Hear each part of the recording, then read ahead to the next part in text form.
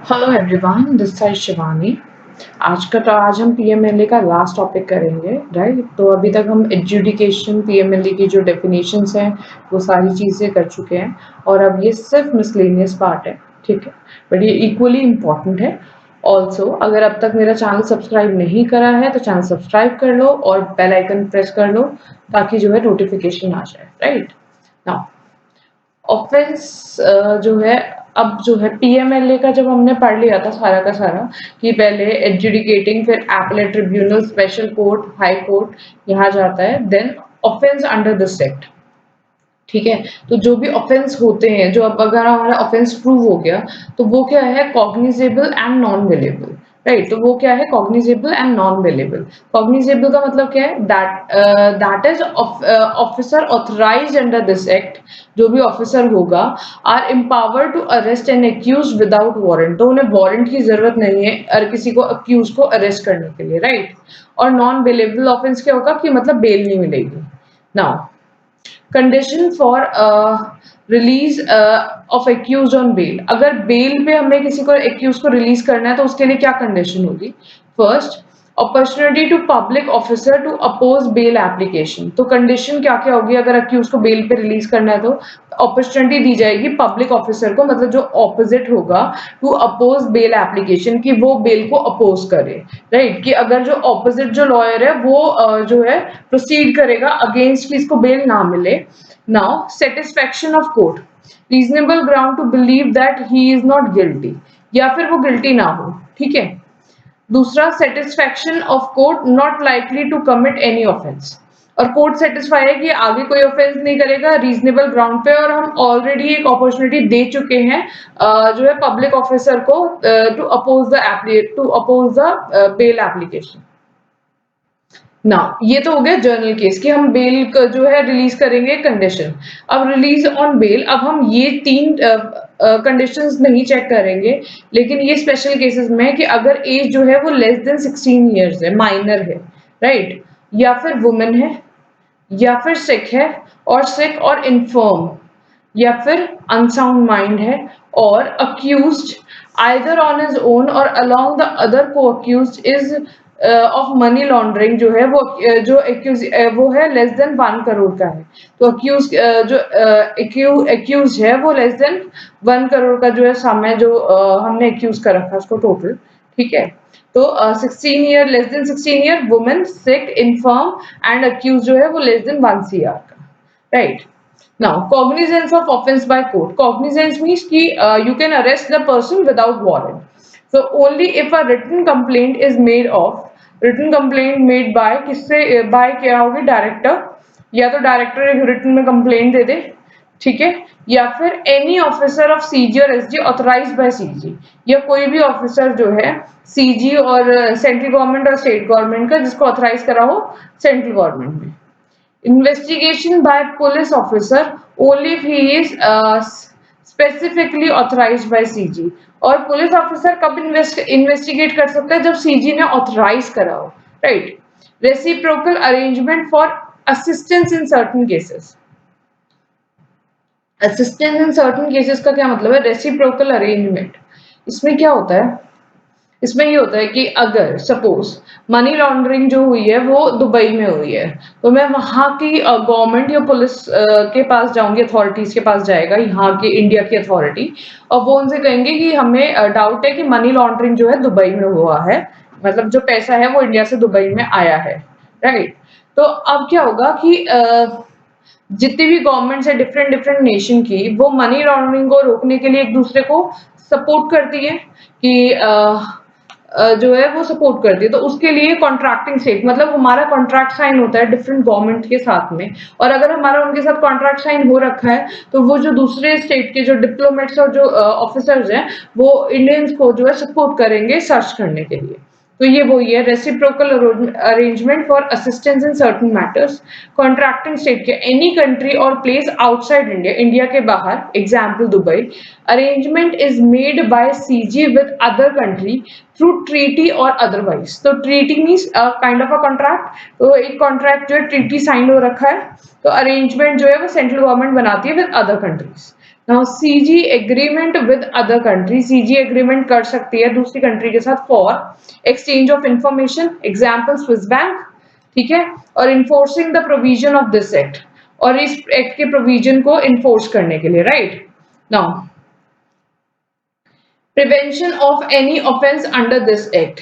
ठीक है, तो exchange any information under this act and prevention of offence under corresponding law enforce in that country, ये उस country में कोई पीएमएलए का अलग एक्ट है मनी लॉन्ड्रिंग का, तो उसके अंदर prevent and investigation of cases relating to any offence under this act, और इन्वेस्टिगेट करना किसी भी केस को in relation to this act, right, इस एक्ट के रिलेशन में जो है इन्वेस्टिगेट करना, अगर कोई करस्पॉन्डिंग में जो है क्या नाम है करस्पॉन्डिंग लॉ जो दूसरे कंट्री में प्रिवेल करती है, अगर उसमें कोई ऑफेंस हुआ है तो उसको प्रिवेंट करने के लिए, ठीक है, और prevent of any offence under this act, और इस एक्ट में अगर हुआ है तो उसको प्रिवेंट करने के लिए। Now letter of request to contracting state, अब यहाँ क्या था, ये तो कॉन्ट्रैक्टिंग स्टेट था, to contracting state means India वाले जो है एप्लीकेशन दे रहे हैं दूसरी बाहर फॉरेन कंट्री को। When an application is received by special court that any evidence is required in respect of investigation, कोई evidence चाहिए, कब देते हैं कॉन्ट्रैक्टिंग स्टेट को, जब स्पेशल कोर्ट को जो है एप्लीकेशन रिसीव हो कि हमें फर्दर इन्वेस्टिगेशन करने के लिए हमें इंडिया से बाहर जो है देखना पड़ेगा, from home, by the investigating officer और any officer superior in rank to the investigating officer, किसके थ्रू एप्लीकेशन मिले, इन्वेस्टिगेटिंग ऑफिसर या उसका head, right. Opinion of officer क्या है, that such evidence may be available with contracting state, contracting means जहां पे treaty sign हो रखी है different country. Satisfaction of special court, अगर स्पेशल कोर्ट को लगता है and he satisfy that it is necessary to search to investigate in contracting state, तो वो क्या कर देता है, अप्रूव कर देता है एप्लीकेशन को। Letter to whom, to a court और an authority in the contracting state competent to deal with such request, और ये लेटर किसको दिया जाता है, कोर्ट को या अथॉरिटी को जो कि कंपिटेंट है to deal with the request, right. Now assisting to a contracting state,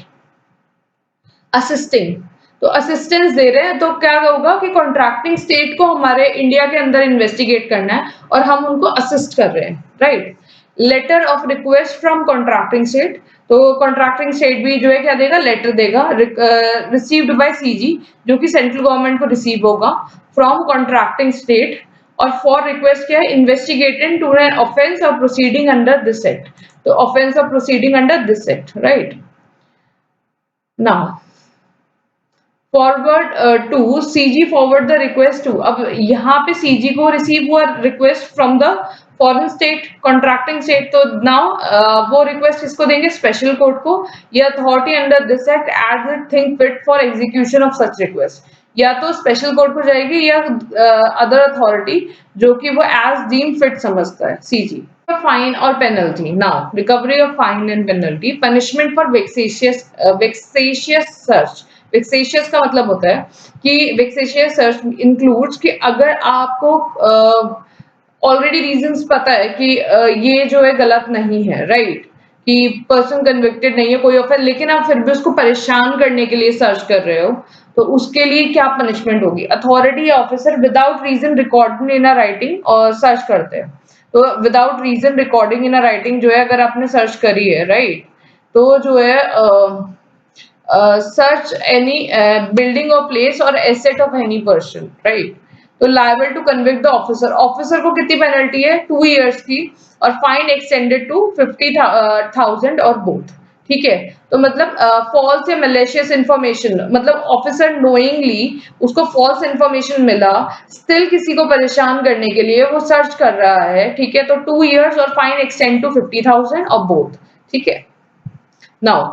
any person during investigation के through being legally bound to state the truth or other matter refuse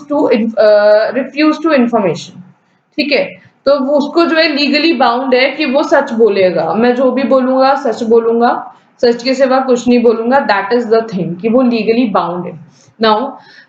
refuses to sign any statement made by him, ठीक है, वो sign करने में जो है वो refuse कर देता है कोई भी स्टेटमेंट। लाइक उसने पहले कोई पुलिस को स्टेटमेंट दिया कि ये ऐसे ऐसे हुआ था, ऐसे ऐसे ऑफेंस हुआ, and now he is refusing to sign the statement. Someone is issued under section 15 to produce books or other documents for certain times and place, और someone already issue हो चुके हैं to issue करना books and और ये सब चीजें, और वो बंदा जो है क्या नाम है, हेल्प नहीं कर रहा है ऑफिसर्स की, तो उसको पेनल्टी लगेगी 500 to 10,000 पर डिफॉल्ट, प्लस उसको अपॉर्चुनिटी ऑफ बीइंग हर्ट दी जाएगी कि आपने जो स्टेटमेंट दी उसको आप साइन क्यों नहीं कर रहे हो, राइट। तो रिकवरी ऑफ फाइन और penalty, if fine not paid with in 6 months। अब हमने ये चीज हमने फेमा में भी पढ़ी थी कि अगर आप फाइन और पेनल्टी लगा दिया है, ऑफिसर ने, एजुकेटिंग ऑफिसर ने ऑर्डर पास कर दिया कि इतना फाइन लगेगा, राइट, फाइन पास हो गया कि इतना फाइन लगेगा या इतनी पेनल्टी लगेगी, ऑलरेडी डिसाइडेड, लेकिन आपने with in the duration of fine नहीं पे करा, देन जो है फाइन जो है not paid in 6 months, 6 months के अंदर अगर फाइन नहीं पे करा, director authorise to recover the amount. ठीक है, डायरेक्टर जो है ऑथोराइज है, फेमा में भी सेम डायरेक्टर ऑथोराइज था टू रिकवर, पावर क्या था, power of the tax recovery officer as per IT act. ठीक है, तो उनको भी सेम पावर, उनको भी as income tax recovery officer के हिसाब से जो है आईटी एक्ट में जो पावर्स थी उसी सेम पावर्स के वो रिकवर कर सकता है। Now the last thing, continuation of proceeding in the event of death or insolvency। Now अगर कोई person during the proceeding insolvent या उसकी डेथ हो जाती है तो क्या कैसे जो है होगा। It is lawful for the representative और ऑफिशियल असाइनी और रिसीवर में prefer to appeal to the AT. अगर ड्यूरिंग द